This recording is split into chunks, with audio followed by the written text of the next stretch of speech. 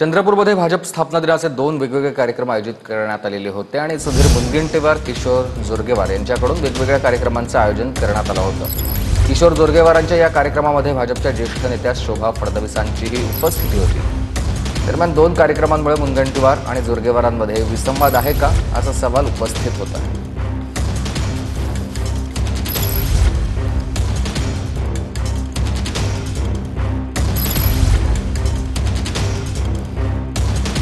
साधारणतः आपण रामनवमी ही तिथीनुसार करतो।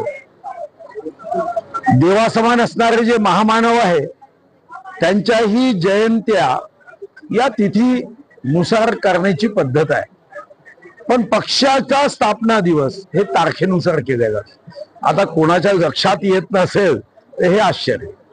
भारतीय जनता पार्टीच्या नेतृत्वाकडून आम्हाला सांगण्यात आलं होतं की विधानसभा शहा त्या ठिकाणी एक कार्यक्रम प्रत्येक आमदारांनी आयोजित करायचा आहे, मंडळाच्या ठिकाणी करायचा आहे।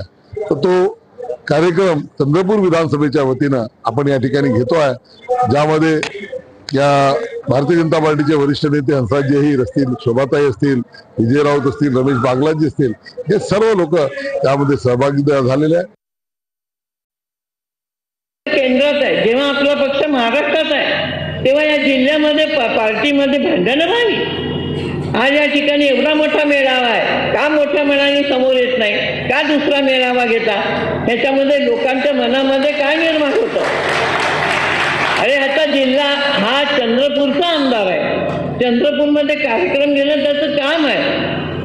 सगळ्यांनी मोठेपणा देऊन त्याच्या कार्यक्रमाला हजर राहणं गरजेचं होतं, हे मी ओपनली सांगते। पण इथे जर आपली भांडणं झाली तर आपली काँग्रेस झाली असं म्हणणार नाही।